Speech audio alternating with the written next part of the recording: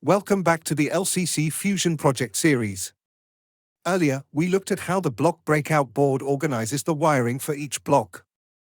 Now we're stepping into the part of the system that decides what's actually happening in those blocks. Today we're looking at the BSD card, the block short detection card. And this card does more than occupancy. It monitors 4 blocks, determines whether each one is clear, occupied, or shorted, and then reports those results to the node card over I2C. And this card reacts to shorts too, right? Exactly. When a short happens, the BSD card cuts power, waits, and restores it. It's the first responder, not just a detector. And those short events can drive alerts, sounds, or even voice announcements, thanks to Fusion's LCC-based automation. Before we dive into the BSD, let's recap what the block breakout board does. It's just the wiring layer.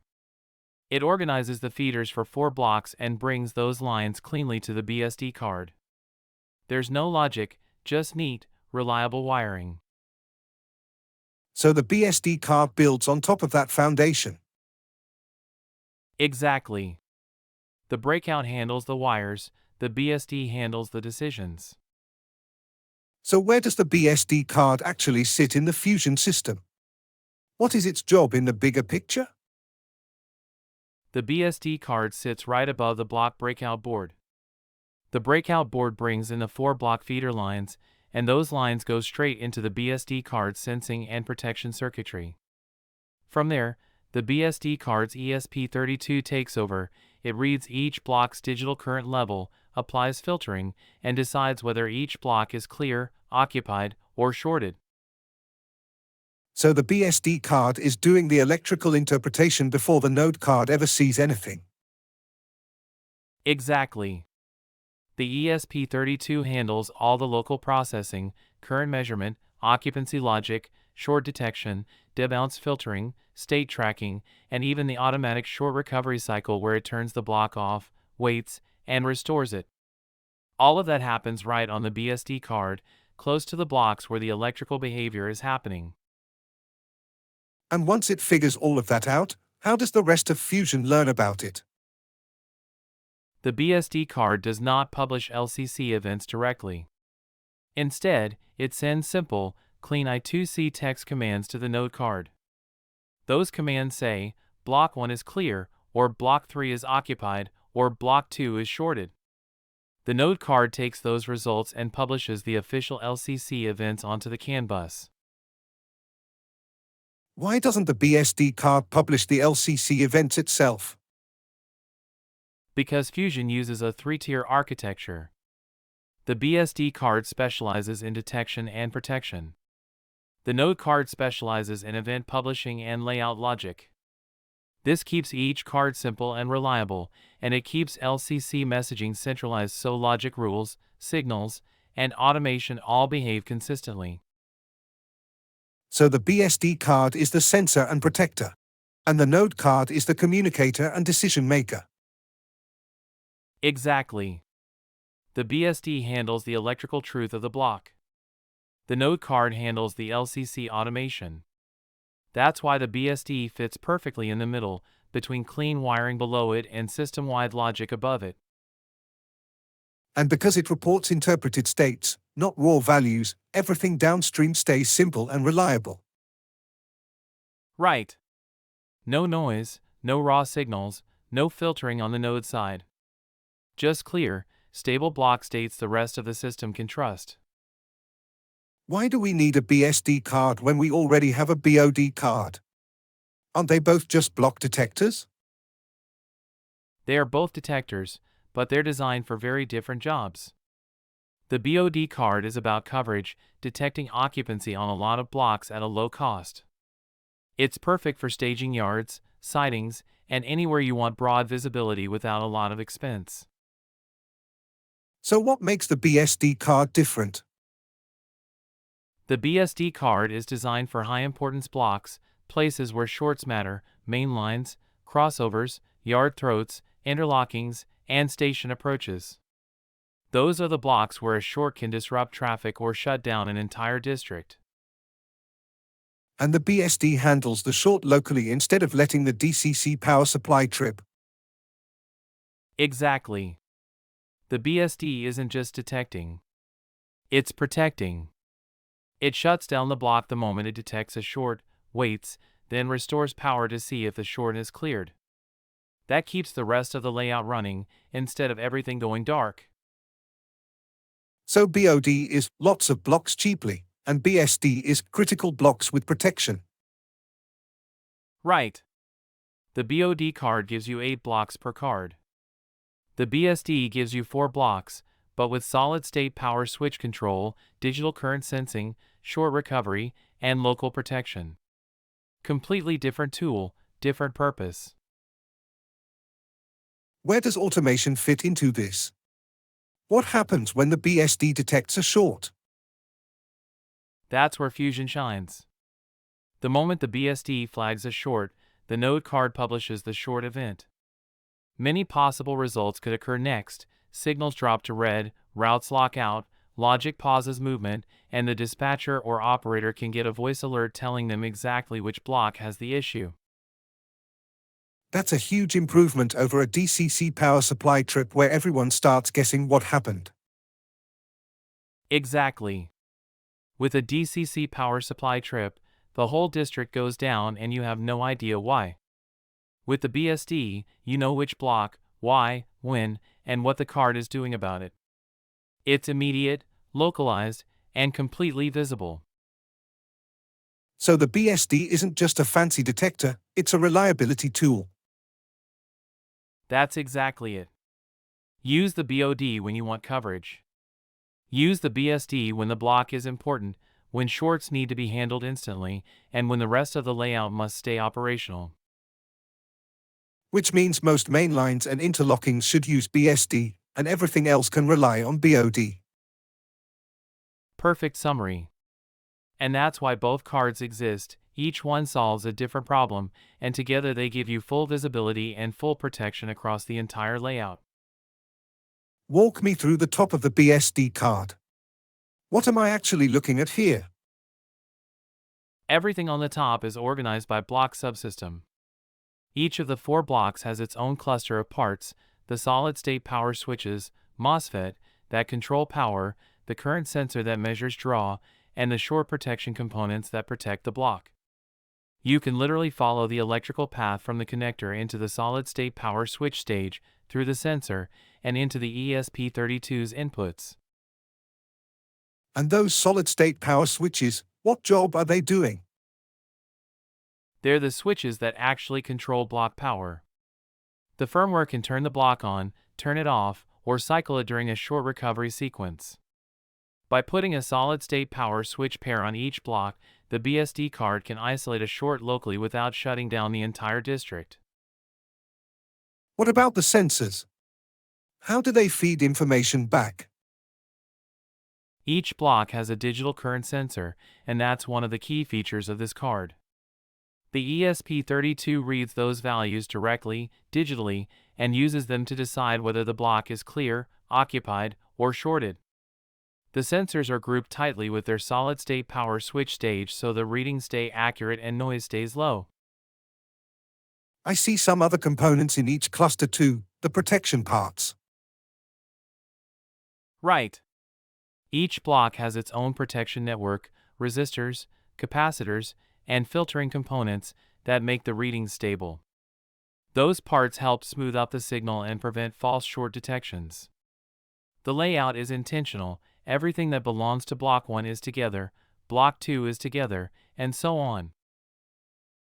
And the ESP32 is all the way over on the right side? Yes. The ESP32 is physically separated from the high current areas to keep the digital side clean. It reads the sensor values, applies filtering, decides the state, handles short recovery, and issues I2C updates to the node card. It's the control center for the entire board.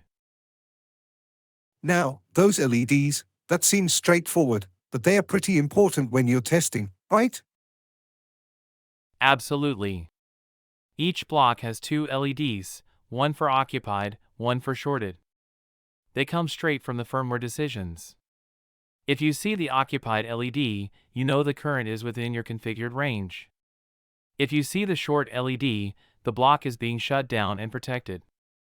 They're the quickest diagnostic tools on the card. So everything on the top is arranged for clarity, electrical path on the left, intelligence on the right, and diagnostics right in front of you. Exactly. It's designed so builders can trace the path visually and operators can glance at it and instantly understand what's happening. Clean layout, easy debugging, and purpose-built for reliability. When we flip the card over, the bottom still doesn't have any components. So what's the purpose of the bottom silk screen on the BSD card? The bottom side is there for identification and basic power information. You'll see the card name, the version, and a brief note about how the card is meant to be used, specifically that it works with the block breakout board. And you have a power reminder down here too. Yes. There's a simple line showing the DCC power supply output maximum per block. This is based on using a Cat6 network cable and the limits of its 23-gauge wires. It's not meant to be exact engineering data, just a quick reference so builders know what power limit the card expects. So the bottom isn't part of the circuitry, it's part of the documentation. Exactly. The electronics are all on top. The bottom carries the identity, the version, the important notes about power, and the reminder of what this card connects to. It's the quick reference information a builder needs when picking up the card later. How does the BSD actually decide the block state? What's happening inside the firmware? The firmware reads the digital current value coming from each block. It samples that value many times a second and applies filtering so short flickers don't cause false triggers. Once the signal is clean, it compares the current to the ranges you configured in the admin view. So the occupancy decision is based entirely on that configured range? Exactly. If the current rises above the baseline and stays inside your occupancy range, the firmware marks the block as occupied. That's how it handles different locomotives. Some draw more, some draw less. The range lets you tune it. And what about shorts? How does it recognize those? Shorts behave very differently. Instead of a steady moderate draw, the current jumps sharply. The firmware watches for those spikes, and if the reading crosses the short threshold and it stays there long enough to rule out noise, the block is marked as shorted. So the BSD is looking for both the amount of current and the behavior of that current? Right. Occupancy is steady and moderate. A short is instant jump and very high. Clear is when the current falls back to its baseline value. And it controls block power too, correct? Yes. The moment the firmware detects a short, it turns the block off using the solid-state power switch stage. Then it waits briefly, just long enough for the rails to settle, and restores power to see if the short has cleared. If it hasn't cleared, the firmware repeats the cycle. If the short has cleared, the block goes right back to normal operation. So the BSD isn't just reporting state, it's actively protecting the block. Exactly. It handles detection, protection, filtering, and recovery right on the card, and then reports the final, stable block state to the node card over I2C. How does it separate occupied from short? Level and behavior. Occupied is steady moderate current. Short is a sharp spike.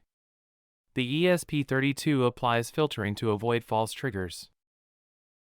Why not just let the node card do all of this? Why not plug the block wiring directly into the node card and have it handle detection and shorts itself? Because that would break the Fusion 3-tier architecture. Block sensing and short protection involve high current, fast spikes, and instant reaction times. If we combined all of that with the node card's logic, we'd overload the components on the node card and blur the roles of the system. So the architecture itself is what prevents us from merging them. Exactly. The BSD card is part of the edge tier, close to the rails, handling electrical work. The node card sits in the logic tier, running automation, events, and configuration. If you tried to put BSD level sensing and protection on the node card, you'd mix high current electronics with delicate logic, add electrical noise, and make the node card much harder to design and maintain. And this would make upgrades more difficult too, right? Absolutely. Separating the tiers means you can upgrade or replace the BSD card without touching the node card firmware, and vice versa. If everything were merged, an improvement in block detection would force a whole new node card design, new firmware, new testing. The modularity would be gone. So splitting the responsibilities keeps the node card from getting overloaded? Yes. The node card isn't built to monitor raw current spikes or control 4-block power channels. Its components aren't sized for that, and the firmware would get bogged down trying to manage real-time short protection. By keeping the BSD as a separate card, we preserve performance, responsiveness, and reliability. And how does this help with scaling the system? It makes scaling easy. You can add more BSD cards without adding more node cards. That means more protected blocks, without increasing the number of processors, logic engines, or configurations the layout has to manage. It keeps the system clean and predictable as it grows. So the BSD stays at the edge, the node card stays in the logic tier, and that's what keeps Fusion modular, maintainable, and scalable. Exactly. Dedicated cards doing dedicated jobs, that's the heart of the Fusion architecture. It does, big time.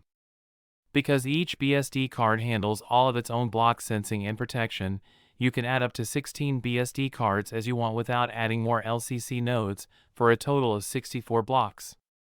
You're scaling the block detection system horizontally, but the LCC network stays simple and uncluttered.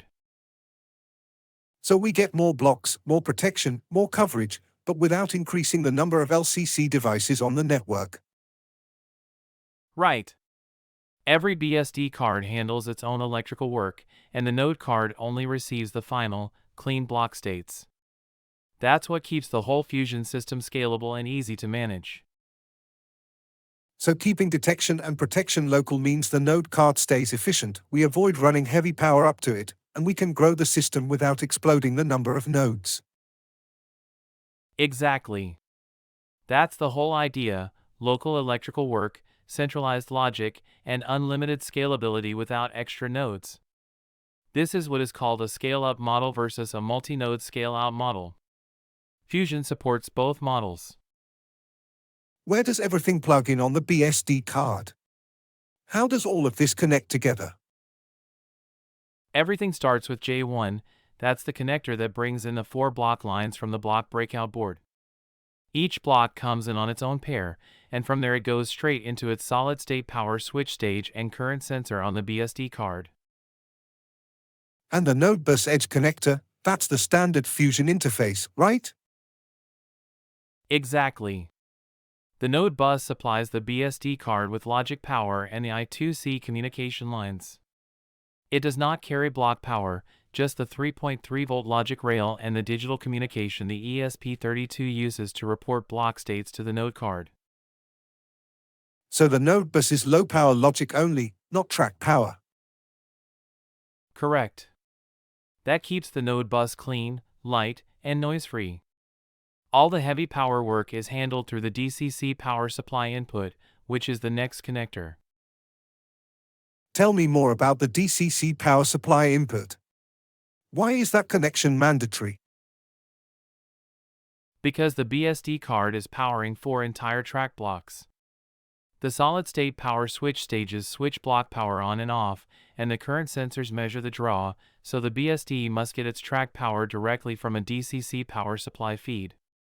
The node bus can't supply that kind of current, so the DCC power supply connection is required. And what about those configuration parts, the switch and the EEPROM? The I2C address switch tells the node card which BSD card this is, especially when you have more than one in the cluster. And the EEPROM identifies the card type, so the node card immediately knows it's talking to a BSD card and not something else. That keeps addressing clean and avoids conflicts. So every connector has a clear job. J1 brings in the blocks, the node bus brings in logic and comms, and the DCC power supply input brings in power. Exactly. By separating the roles, logic power, block power, and block wiring, the BSD card stays modular, reliable, and easy to integrate into any Fusion configuration. Once someone builds the BSD card, how do they test it? Where should they start? Start with the node card's self-test. That's always step 1. When you run the self-test, the node card scans the I2C bus and confirms that a BSD card is connected at the expected address, that the EEPROM is readable, and that the card identifies itself correctly. If the self-test passes, you know the BSD card's communication and identification hardware are good. So the self-test confirms the wiring and the I2C activity before we ever put power to the blocks. Exactly. If the node card can't find the BSD card during the self-test, nothing else will work, so verifying that first saves a lot of time. Okay, so once the self-test sees the BSD card, what's next? Next, connect both power sources, the node bus for the ESP32 and logic, and the DCC power supply input for the block power. You need both, because without the DCC power supply, the solid-state power switch stages and sensors can't operate. How do we check for occupancy detection? Use a small load, something like a resistor wheelset or a 10K ohmega resistor. Touch it across one block's feeder terminals.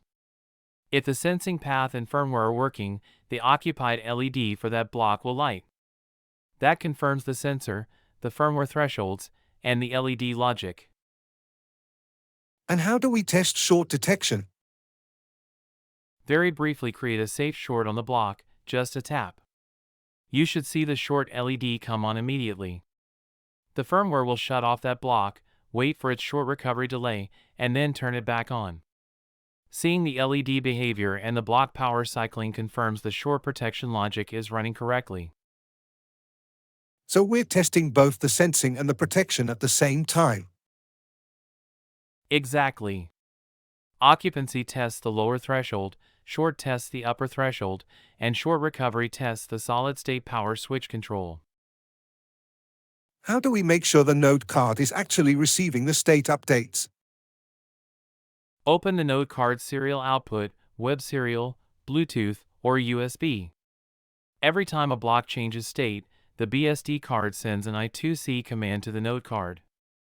You'll see messages like block 2 occupied or block 3 shorted appear in real time. If the serial output matches the LEDs, the reporting path is working perfectly. So a proper test checks 4 things: the card is detected, the sensors respond, the protection works, and the node card receives every change. Exactly. If all 4 pass, the BSD card is ready to install. What are the most common problems someone might see when testing or installing the BSD card? Most issues fall into just a few categories, and the symptoms tell you exactly where to look. The first is when the node card doesn't see the BSD card during the self-test. If that happens, it's almost always the I2C address switch being set incorrectly or the EEPROM not being soldered or oriented right. If the EEPROM can't be read, the node card won't recognize the board. So if the card isn't detected, the problem is almost always addressing or the EEPROM. Exactly. The next issue is when none of the LEDs light, even during a short test. That means the BSD card isn't receiving the power it expects.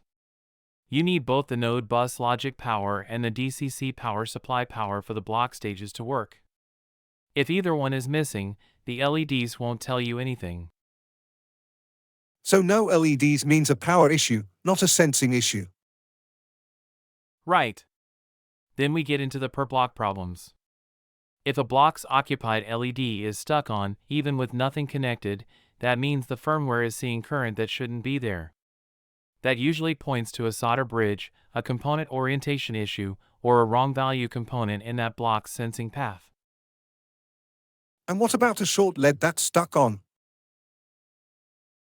A stuck short LED means the firmware thinks the block is well above the short threshold. That can be caused by a mis-soldered sensor, a bad connection in the protection components, or a component installed in the wrong orientation. The key is that the behavior is isolated, only that one block is affected. So when only one block misbehaves, it's almost always that block's individual components. Exactly. The BSD card is very modular, each block is its own subsystem. So a problem on block 3 won't affect block 4. If one block doesn't respond at all, that's often a cold solder joint or missing part somewhere in that block's solid-state power switch, sensor, or input path. And what if everything looks good on the card, but the node card isn't showing any updates? Then you're looking at an I2C reporting issue. The BSD card might be detecting changes correctly, but if the node card doesn't receive the I2C text commands, nothing downstream will update.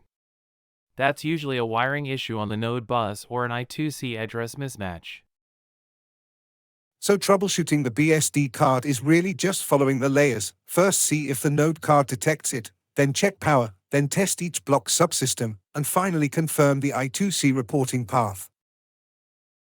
Exactly. Those 4 layers, detection, power, per block behavior, and reporting, isolate every possible issue. Once you walk that sequence, it's very easy to pinpoint the problem, fix it, and get the card working. How does this fit into layout automation? What does the BSD card actually enable once everything is connected? The flow is simple and powerful. The BSD card decides the block state, clear, occupied, or short, and sends that state to the node card through I2C. The node card takes that information and publishes the corresponding events to the system. And then the automation reacts to those events. Exactly. Fusion's logic engine watches for those events.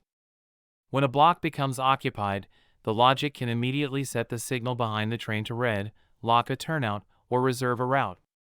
When a block clears, it can release that route and let the next train move. What about shorts? That seems even more important. Right, short events are a big deal operationally.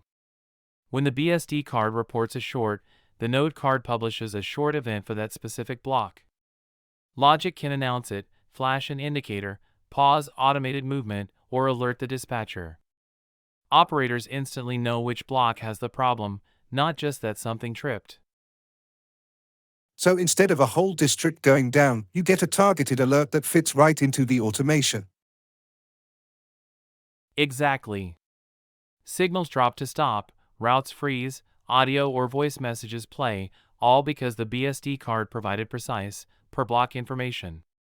It keeps trains safe and prevents cascading problems. And the automation rules stay clean because the BSD card is already giving the system the interpreted block state. Right. The logic engine doesn't have to guess or filter raw signals. It gets well-defined events from the node card, driven by BSD state changes. That keeps everything predictable, reliable, and easy to configure in the admin view. So the BSD card gives the system the high-quality information it needs, and the logic engine turns that information into safe, reliable train movement. Exactly. The BSD card handles the electrical reality, and the automation handles the operational reality. Together, that's what makes Fusion layouts run smoothly. Before we wrap up, let's talk about configuration. What does someone actually need to set up in the admin view for the BSD card and the rest of their layout? For the BSD card, the most important setting is the occupancy current range. That range tells the firmware how much current should indicate a train is present. Different locomotives draw different amounts, so it's adjustable. And the card also handles short detection automatically, right?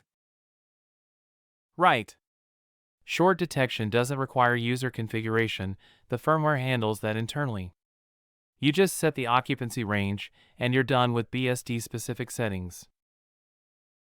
What about turnouts? Any special configuration there? For turnouts, the defaults work almost every time. The turnout cards already have built-in event IDs and standard behavior, so most users don't need to change anything unless they're doing something unusual. Signals are usually more involved. How does that work in admin view? Signals use the PWM card, and that's where you choose which PWM card you're using, which lines each lamp is connected to, and what aspects the signal supports.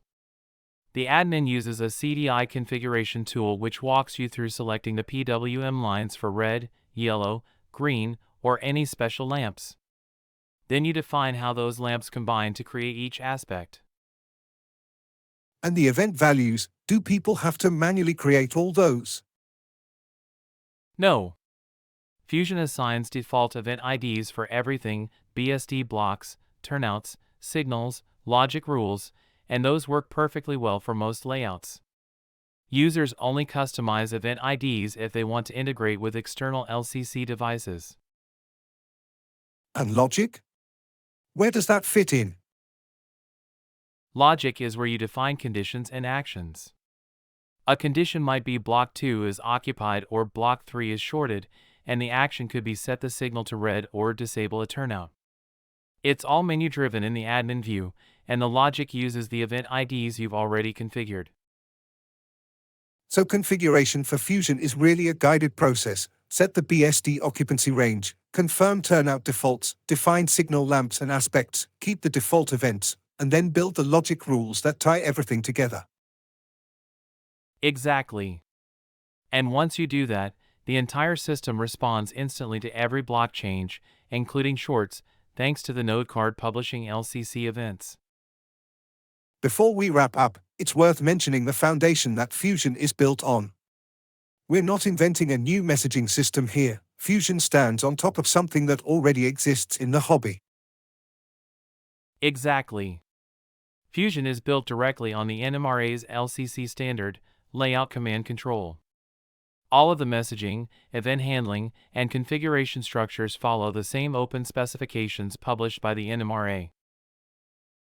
And underneath that is the OpenLCB open source software, developed by a community of volunteers for more than a decade. Fusion uses that stack for everything: the event model, the CAN bus messaging, the CDI system. It's all LCC under the hood. And that means it works with other LCC systems, right? Exactly. Because Fusion is LCC compliant, it's fully interoperable with other LCC-based products, signal controllers, button boards, throttles, sensors, configuration tools. Anything that speaks LCC will work right alongside Fusion.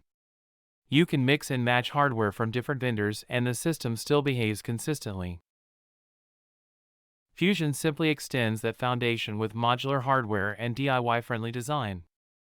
But the credit for the underlying architecture belongs to the NMRA LCC team and the OpenLCB developers who maintain the standards and the software that make this level of interoperability possible. Before we finish, let's talk about the bigger picture. Not just what the BSD card does, but how it fits into reliability, troubleshooting, and keeping the layout running. Why is this card so important? The BSD card is the first line of defense for the most important blocks on the layout. It monitors 4 blocks individually, detects occupancy, and instantly reacts to shorts. But what makes it really powerful is how much it simplifies troubleshooting when something goes wrong. Right, the troubleshooting slide covered a lot. How does the BSD actually help diagnose problems? Look at what the BSD gives you. The node card self-test confirms the card is detected, the address is correct, and the EEPROM is responding. The LEDs for each block show live occupancy and short states. If a block stays occupied or shorted, you can trace that exact channel top to bottom. If the node card isn't updating, you know it's an I2C reporting issue, not a block issue. If no LEDs work at all, you know it's a power issue, node bus or DCC power supply. All of those align directly with the troubleshooting bullets, and all of them cut down debugging time dramatically. So the BSD card isn't just protecting 4 blocks, it's helping the user see exactly where a problem is. Exactly. Traditional layouts hide electrical issues. A DCC power supply trips and you have no idea which block caused it. With Fusion and the BSD card, the system tells you which block, why, and what state it's in. You get clear, occupied, short, and even short recovery behavior right on the LEDs and right in the node card's serial output. And because the BSD handles short protection locally, the rest of the layout keeps running. Right. A short on block 3 doesn't bring down the whole district. The BSD isolates the problem, resets it, and reports it. That distributed protection is the reason Fusion uses edge computing. Each card handles its own job so failures stay local. And that ties straight into the troubleshooting logic. You always know whether the issue is the card, the block channel, the node bus, or I2C reporting. Exactly. Troubleshooting becomes layered and predictable, not guesswork. The BSD card was designed from the ground up so builders, operators, and dispatchers can quickly pinpoint issues and keep trains moving. So in the end, the BSD card is a detector, a protector, a diagnostic tool, and a clean integration point into Fusion's logic and LCC events. Right. It's not just about sensing current, it's about delivering reliable operations, faster troubleshooting, and a safer layout. That's why the BSD card is such a critical part of the Fusion architecture.